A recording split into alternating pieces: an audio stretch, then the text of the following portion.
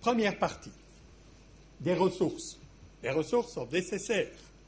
Attention, quand je mets information, il s'agit des grains de matière, si vous voulez.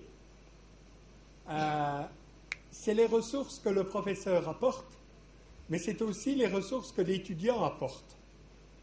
Parce que nos étudiants, ils viennent aussi avec plein de savoirs non formels, des choses qu'ils ont entendues, etc. Et ne me dites pas que c'est faux. La plupart des grands savoirs de l'humanité ont toujours été reconnus faux à un moment donné et ont évolué. Donc il n'y a rien d'étonnant à ça. Ignorer les préconceptions des étudiants, c'est plus grave. En tout cas, le professeur va préparer des activités. Les activités, qu'est-ce que c'est? Moi, j'ai cette expression, il y en a d'autres. C'est qu'est-ce que l'étudiant va faire avec ces informations? Comment il va malaxer les informations pour produire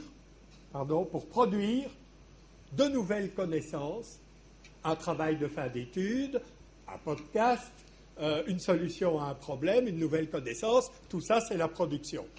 Alors le modèle jusqu'ici n'est pas très malin, hein, je le dis moi-même, comme ça évite que vous le disiez. Il ne peut pas être faux, c'est input, process, output. Qu'est-ce qu'on met devant, qu'est-ce qui se passe pendant et qu'est-ce qu'on a à la fin. Pour que ça tourne, il faut évidemment la motivation pour que l'étudiant rentre dans le système. S'il ne rentre pas, vous pouvez préparer tout ce que vous voulez, ça n'ira pas. Et une fois que l'étudiant est rentré dans le système, il a besoin de feedback, il a besoin d'interaction, interaction avec le professeur, interaction avec les autres étudiants. Et tout cela dans des contextes. Vous vous rendez compte, le modèle de Marcel Lebrun, là, 5 facteurs. Hein? IMAIP. I, information, motivation, activité, interaction et production. Facile à retenir aussi. Alors, moi je dis toujours, je laisse rire les rieurs. Il y en a qui me disent, c'est beaucoup trop simple. Ok, oui, c'est beaucoup trop simple. Il y a, je crois, 276 124 facteurs pour l'apprentissage. Ça va? Et je dis n'importe quoi. Mais essayez déjà d'appliquer ces 5 facteurs dans vos cours en salle, dans vos cours en ligne, etc. Et ce sera déjà pas mal du tout. On retrouve d'ailleurs les éléments des objectifs dont j'avais parlé avec les 5 pôles. Donc, en tout cas dans mon discours, il y a une cohérence entre les méthodes et les objectifs comme je vous les ai décrits. Alors, c'est très proche de la définition des méthodes actives qui s'inspirent de situations-problèmes. On parle parfois de la pédagogie de l'intégration. Elles s'appuient sur un large éventail de ressources. Elles font appel à des compétences de haut niveau, pas seulement mémoriser, appliquer, mais plus loin. Là aussi, j'en ai une bonne à vous raconter. En Europe, les professeurs se plaignent que les étudiants font du plagiat. Il paraît que nos étudiants, ils sont malins, hein, ils vont sur des encyclopédies en ligne, ils font copier-coller. Et les professeurs s'en plaignent. Et moi, je dis bien fait. Parce que si vous donnez des travaux à des étudiants auxquels on peut répondre avec des copier-coller, c'est que ce que vous leur demandez n'est quand même pas terrible. Hein. Travail pour les étudiants. Écrivez une biographie de Marcel Camus.